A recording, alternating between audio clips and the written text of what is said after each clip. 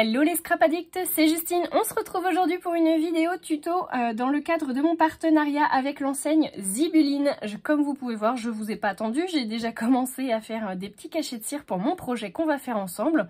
Ce projet, ça va être de réaliser un mini pour faire, enfin mini, oui, si un mini, en tout cas de faire un échange avec une scrap copine, enfin surtout de rendre l'appareil à une scrap copine qui m'a envoyé des choses. Et qui attend ma réponse depuis de nombreux mois maintenant. Je m'en excuse d'ailleurs par avance, Wendy, si tu regardes la vidéo. En tout cas, je tenais à te remercier vraiment pour ton envoi. Donc, on va faire une petite création ensemble. Alors, je pense que normalement, tu devrais avoir reçu ma création avant qu'on diffuse la vidéo. Normalement, ça devrait se passer comme ça. Je vous ai pas attendu, donc j'ai fait déjà un petit cachet de cire avec une des couleurs nouvelles. Une nouveauté de ce début d'année chez Zibuline, puisqu'on a un joli corail. Alors je sais pas si vous le verrez bien. Il y a un petit reflet parce qu'il y a du soleil, on va pas se plaindre, mais il y a un petit reflet, alors je pense que vous le voyez quand même. C'est vraiment un très beau rose qui tire entre, voilà, rose corail, hein, vraiment entre le rose et le orange. Donc très joli, j'ai mis des petites paillettes rose pâle dedans. Et puis je vais en faire d'autres, hein, des petits cachets de cire, mais voilà, c'était pour vous montrer du coup la nouveauté de ce début d'année, puisque Zibuline a rentré pas mal de couleurs de cire, je vous ai fait une vidéo là-dessus d'ailleurs.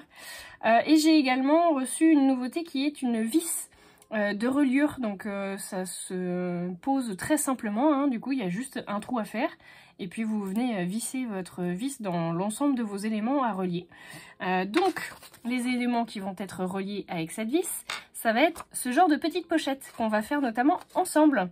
Donc moi j'ai pris du papier craft, le très fin du bloc de chez Action, qui est blanc, craft et noir. Donc c'est vraiment le papier fin, hein, du coup. J'ai juste posé deux petits œillets en métal avec ma crocodile. Et puis voilà, le tour est joué. Donc vous allez voir, il n'y a rien de compliqué. On va également, je pousse ça, on va également utiliser de chez Action cette planche d'étiquettes, enfin de stickers, d'adhésifs, voilà, d'autocollants, que je trouve très sympa. Alors elle est plutôt sur un ton automnal, mais je pense que ça dérangera peut-être pas, enfin j'espère en tout cas Wendy. Moi j'ai craqué quand je l'ai vue, j'ai trouvé qu'elle était vraiment très très belle. Alors j'ai peut-être évité de mettre trop de citrouilles parce que ça fera vraiment automne, mais voilà, il y a des fleurs, des oiseaux, des petits animaux, ça peut faire le printemps aussi je trouve, donc c'est parti, j'ai choisi ça pour faire mon fil conducteur de mes créations.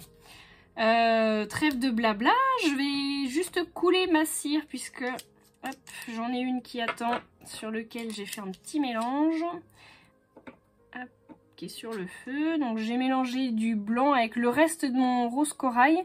Il y a du blanc nacré et un très joli jaune pâle nacré. Du coup, je pense que ça va nous faire un petit rendu légèrement orangé. Si mes mélanges sont bons. Voilà, ça fait une espèce de beige. Beige orangé, ouais, très, très bien. Hop. Et on va s'en servir du coup avec le cachet secret. Je vais refaire un transparent aussi avec un petit... avec une petite feuille d'or dessus.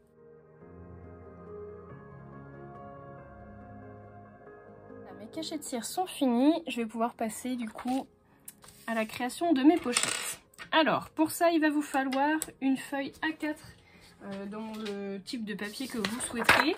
Moi je pars sur un papier léger, hein, comme je viens de vous dire, du coup craft. Je ne vais pas tailler la hauteur. Hop. Je vais garder les 21 cm du coup de la page classique A4 et vous allez me faire une découpe à 25 cm. Ensuite on fait un premier trait à 6 cm. Donc là on marque le pli. On fait attention si c'est du papier fin. Et ensuite, de l'autre côté, vous retournez, vous me faites 7 cm.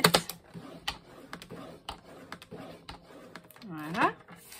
Ensuite, vous venez me faire un pli sur le bas de 2 cm.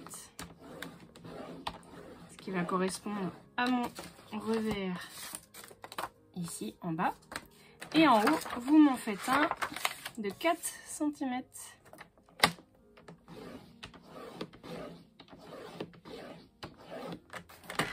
Voilà.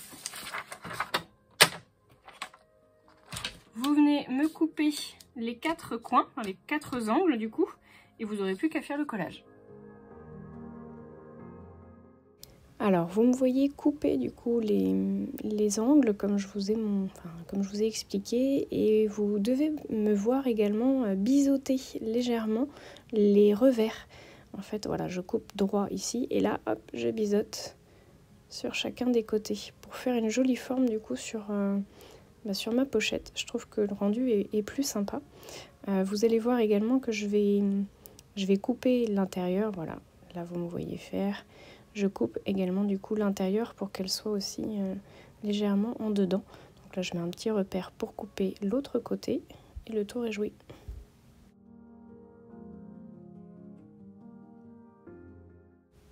Maintenant vous me voyez faire le petit repère au centre de ma pochette pour pouvoir venir faire mon petit trou avec ma crocodile. Je vous conseille de faire le collage uniquement de ces 2 parties centrales pour pouvoir faire votre trou à la crocodile, mais surtout de ne pas coller le revers du bas, ce qui va vous embêter pour pouvoir insérer votre crocodile à l'intérieur de votre pochette.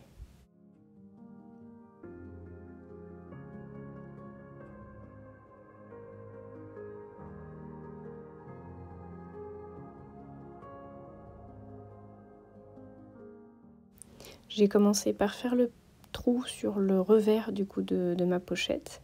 Je coupe un petit bout de ficelle et je vais venir l'insérer à l'intérieur de mon trou avant d'y mettre mon œillet en métal. Donc vous avez vu qu'au préalable, hein, j'ai coupé des œillets en papier. Donc là, cette fois, je les ai coupés dans du papier plus épais que le papier de ma pochette pour qu'il puisse être un minimum rigide et qu'on puisse du coup enfiler le fil tout autour. Et voilà, je ferme du coup mon œillet en métal et je viens couper le surplus de ma ficelle. Et puis bah là, vous me voyez donc du coup faire le trou sur la partie centrale et vous voyez que c'est beaucoup plus facile de pouvoir faire un tube que d'avoir le fond de la pochette déjà collé.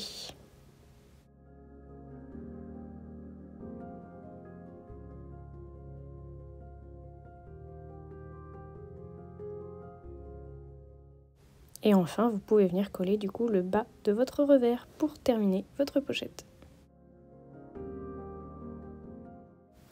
Je m'attaque maintenant à la décoration. J'ai pris une planche de tampons de chez Mes Petits Ciseaux, une planche que j'avais eue en solde d'ailleurs sur le site de Mes Petits Ciseaux. Donc je vais utiliser cet arbre qui doit être un bouleau si je ne me trompe pas pour faire mon fond. Donc, vous voyez que je vais utiliser le cache, la technique du cache pour pouvoir faire un fond imprimé derrière le bouleau.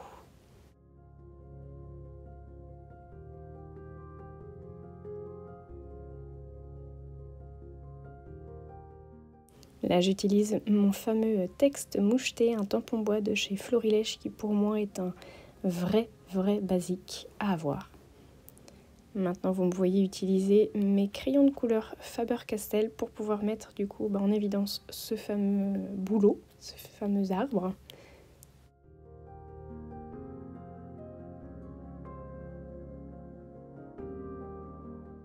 Alors là, je vous montre un peu tardivement, je suis désolée, du coup j'ai collé le ruban avant même de vous montrer, enfin de filmer. Donc j'ai utilisé du scotch double face très fin avec un ruban que j'ai eu chez Action. Et il va parfaitement avec la couleur de ma cire corail.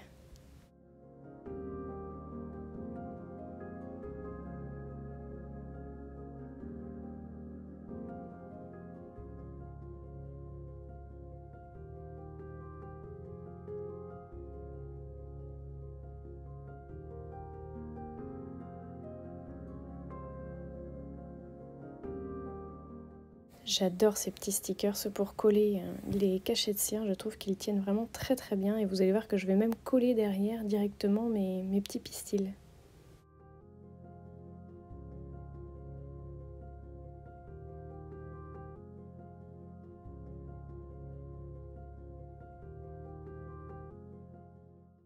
Je viens rajouter des petites gouttes de Posca, donc j'arme mon Posca sur le côté comme vous pouvez voir sur un papier brouillon et je viens taper avec mon ciseau sur la pointe. Je rajoute des petites gouttes de drops de chez Nouveau, donc c'est la couleur blanche, toute simple. Et vous allez voir qu'après je vais venir y coller des petites paillettes à la colle minutieusement.